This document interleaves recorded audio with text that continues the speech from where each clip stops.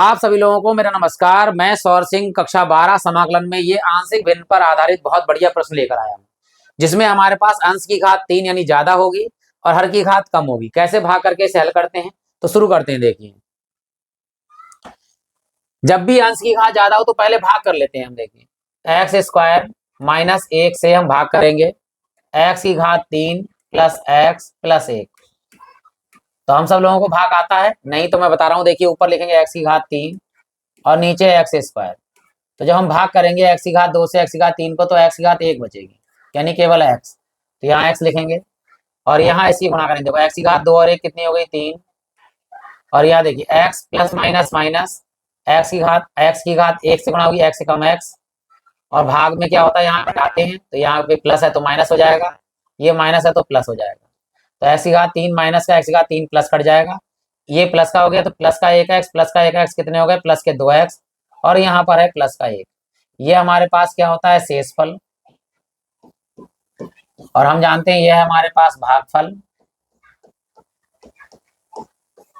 और ये हमारे पास है भाजक। ठीक, भाजक है ये। ठीक जा। अब हम जानते हैं कि यहाँ पे मान लीजिए 5/4 कहीं लिखा हो, तो हम इसे भाग करते हैं। देखिए, 4 से 5 को, तो 4 एकम 4 और यहाँ 1। अब मान लीजिए ये तो एक ही एक आ गया ऊपर ऊपर। अब मान लीजिए यहाँ 6 कर दीजिए। चलो, 6 कर दिया तो यहाँ कितने आ गए? 2 ऊपर 6। अब देखिए, सबसे पहले क्या था? भागफल। यहाँ लिखते हैं भागफल, सही। ऊपर आता है शेषफल और बटे में कितना है? जो है बटे में वही रहेगा। अब जैसे यहाँ देखिए, हम जो भाग कर रहे हैं वो लिखते हैं। देखिए, एक्स की घात 3 प्लस एक्स प्लस 1 और बटे में हमारे पास में एक्स स्क्वायर माइनस 1। ठीक, यहाँ देखिए, तो क्या लिखा है यहाँ पर? देखिए, ये लिखा है यहाँ पर हमारे पास क्या है? भागफल।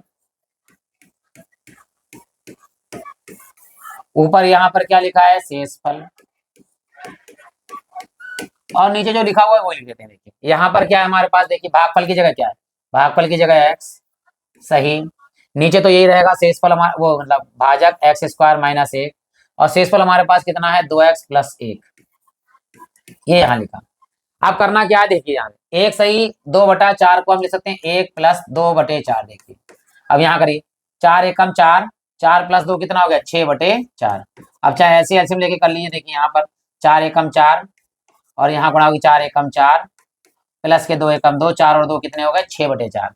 तो इसी प्रकार यहाँ पर इंटू की जगह इंटू नहीं होती, यहाँ पर क्या निशान होता है? प्लस का। तो यहाँ लिख सकते हैं हम एक्स प्लस, ऊपर कितना हमारे पास? 2x प्लस 1 और बटे में हमारे पास है एक्स स्क्वायर माइनस 1।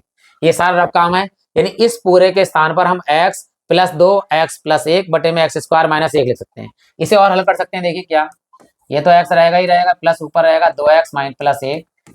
और यहाँ देखिए, एक पर अपने आप का स्क्वायर लगा दें, एक्स स्क्वायर माइनस 1 स्क्वायर हो गया, यानी ए स्क्वायर माइनस बी स्क्वायर। क्या सूत्र होता है इसका? एक बार प्लस और एक बार लिखेंगे हम माइनस।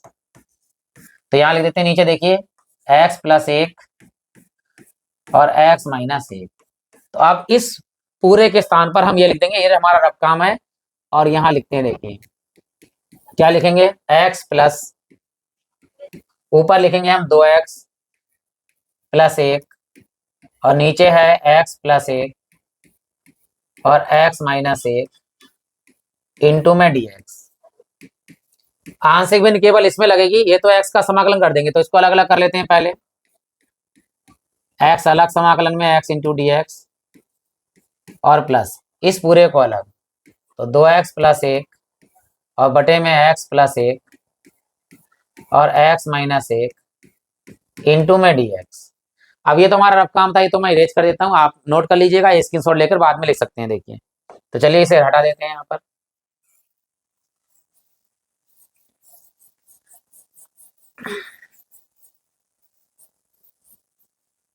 चलिए, अब क्या करना है? इसका समाकलन करना चाहे कर लीजिए या बाद में कर लेंगे, पहले से आंशिक भिन्न से हल कर देते हैं। ये समीकरण मान लिया हमने, ये केवल आंशिक भिन्न इस पर लगेगा बस। तो यहाँ लिखेंगे आंशिक भिन्न से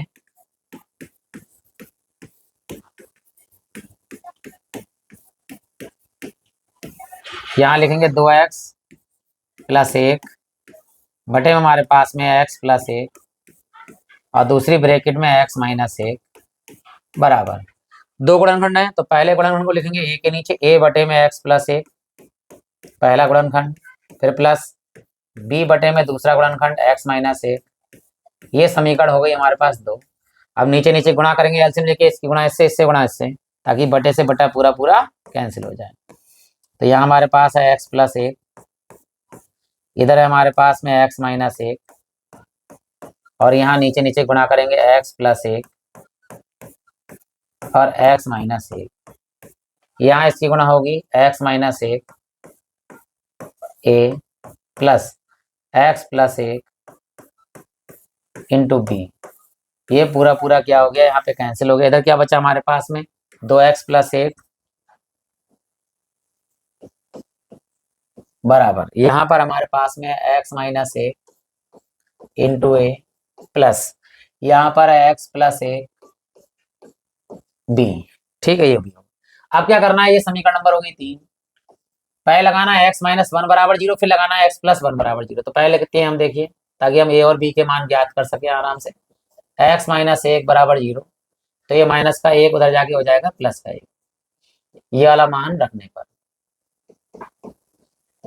जहां जहां x है वहां वहां 1, तो यहाँ 1 रखेंगे 2 और गुणे में x का मान 1 प्लस में 1, और यहाँ देखिए x माइनस 1 का मान 0, तो पूरा ओवरऑल 0 लगाएंगे, 0 और इंटू में 1।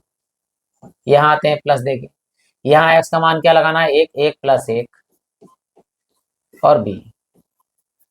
यहाँ देखिए 2 1 हम 2 प्लस में 1, 0 की गुणा करेंगे ऐसे तो ये 0 हो जाएगा, 0 ना जुड़ता है ना घटता है, ऐसे हटा देंगे। 1 और 1 कितने हो गए, 2 और b। यहाँ हो गए 2 और 1 कितना, 3 बराबर 2 b। ये गुणे में काय में आएंगे, बटे में, तो b बराबर हो जाएगा 3 बटा 2। अब मान लगाएंगे यहाँ पर, देखिए क्या, x प्लस 1 बराबर 0, तो यहाँ लगाते हैं x प्लस 1 बराबर 0।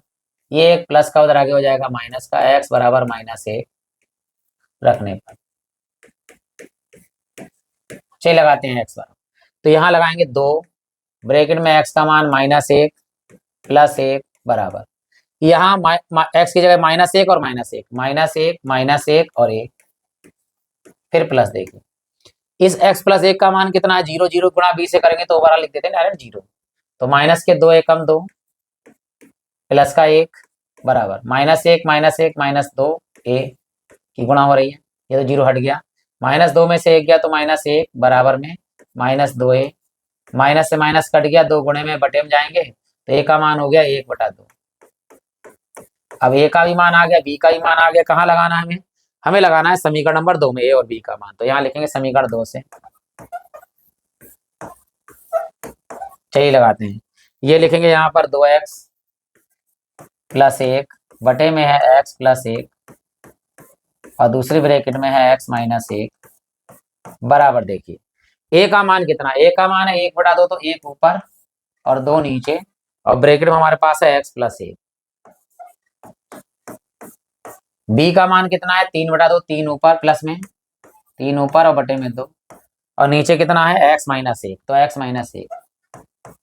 अब ये पूरा मान कहाँ लगाना है, हमें समीकरण नंबर 2 में लगाना है, समीकरण 2 से। इसका भी स्क्रीनशॉट ले लीजिए ताकि आप बाद में ले सकें। तो हम ये पूरा मान जो है वो समीकरण 1 में लगाते हैं और यहाँ इसका कर देंगे समाकलन। देखिए तो पहले लिख देते हैं, यहाँ इसे इरेज कर देते हैं, यहाँ इस